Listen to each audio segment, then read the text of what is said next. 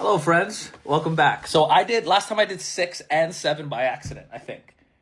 Yes, God has sealed their hearts and their hearing. That's 7. The cow, Al-Baqarah, Surah 2, ayah 6 and 7 was yesterday. So sorry for that.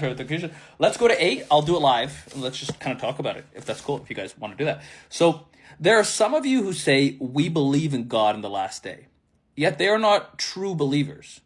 They seek to deceive God and the believers, yet they only deceive themselves, but they fail to perceive it. There is a sickness in their heart, and God only lets their sickness increase. It's fascinating. So there are some who say we believe in God in the last day, yet they are not true believers. And I think that this is sets as a plane for motivation to be what a true believer is. Whether or not this is true or not, it's this allows people to hold themselves account, because they could say, I could say right now, I'm a Muslim, I believe, or I'm a Christian and I believe, but do I really believe? In which portions am I not? In which portions am I giving myself an excuse? So you have to understand that this book comes with the presumption that it's the absolute truth and nothing but the truth. This is the presumption. And if you fail to understand it, the failure is not on God. The failure is not on the truth of this book. The failure is on you of misunderstanding it. Now, this theme stays consistent throughout the entire book. I think this is a fair analysis. So there are some who say we believe in God of the last day, but they're not true believers. So then this kind of adds the fact is what does it mean to be a true believer? I think this is when things can get a little squirrely, because you have to. I would say personally, a true believer is somebody who believes in private and doesn't really have a public sphere for it. So imagine that you have this idea of there's only one God. So it's La ilaha illallah. There's only one God. Okay, cool. So it's what does that even mean? What is, okay, there's no other God. I don't pray to my coffee mug. Cool. Even though the coffee is delicious. But I don't pray to the coffee mug. I don't pray to my water bottle. It's I don't pray, but okay, fine. But don't straw man that idea, right? You steel man the idea. So what are the other gods in which people follow? It's go talk to somebody, and they have a whole bunch of gods, right? They have a video of a picture of Scarface in their room. I had a friend who was from one of the Middle Eastern countries, so-called he was a Muslim, but no, who knows, right?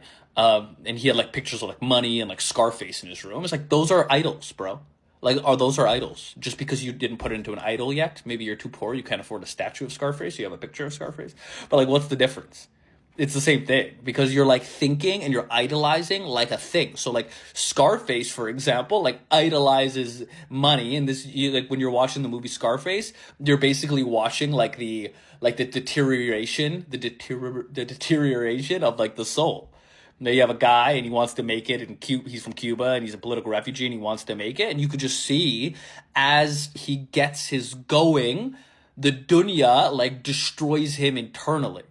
By the way, this is the same story of everybody. Look at the rise and fall of Conor McGregor. It's fascinating. Maybe I'll do a video on it. But there's a whole analysis where somebody climbs to the top and then they fall down. And why? Because they fell in love with the dunya. Right? So what this book is telling you is none of these things actually matter. The dunya people, they don't matter. The dunya doesn't matter. Every human being that you meet, and I'm sorry to say this, but this is my analysis. Dog, my hands are mad shiny. This is my analysis so far. It's every human that I've ever met, including myself, has disappointed me in some way.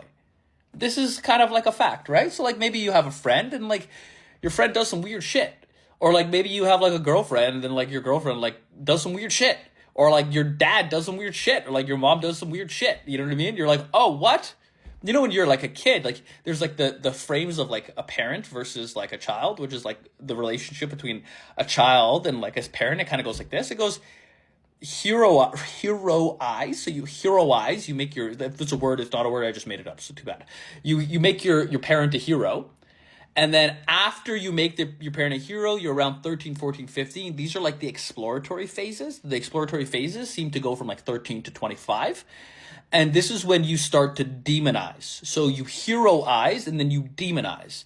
And these are almost like natural states inside this culture. I don't know about any other cultures. I'm sure there's different cultures that are that are watching these videos, but I'm talking about like in this culture, the Western culture. Like you heroize them, you're looking at your father, he's like the everything. And then like you're like 13, 14, you're like, F you, dad, like basically with your attitude, right? You're trying to make yourself a man in this world. And then the next thing that you do is you humanize, and they're just people. So at one point when you were a child, you had like this godlike figure of somebody, and eventually they're not God. Now you might have done the same thing. So if you've noticed recently, like P. Diddy and like, what's the other guy's name? P. Diddy and Jay-Z are like child molesters, like duh. Look at the things that they're saying. They're like teasing you on their way to hell. This like hip hop is like I love hip hop. I grew up with hip hop, right? But it's like basically like these little like charms all the way down to like the devil, which is evil itself. You just listen to what they're saying and you're like listening to it, you're like nodding, you're like, bro, where did that beat come from, bro? That shit is hypnotizing you, son. What do you think is happening? Obviously it's hypnotizing you. Anyways, so yeah, that's like my point is that you might think that you believe, but like, do you really? La ilaha illallah, what does it mean? It means that there's no other gods. Don't follow P. Diddy, don't follow Jay-Z, don't follow Scarface. They're all disappoint you. Don't follow your father, follow your mother. Don't follow your father, don't follow your mother. Follow God. And this is a battle between yourself, because what you'll notice is that the dunya is always putting pressure on you. Because part of this life, if you like accept it, like part of this life is a challenge itself. It is a challenge. And the challenge of this life is like God puts all these things in front of you, and these things are there to pull you. So like, remember when you were in high school and like you wanted to be like a group of people, and eventually you like changed yourself. Bro, I like developed accents.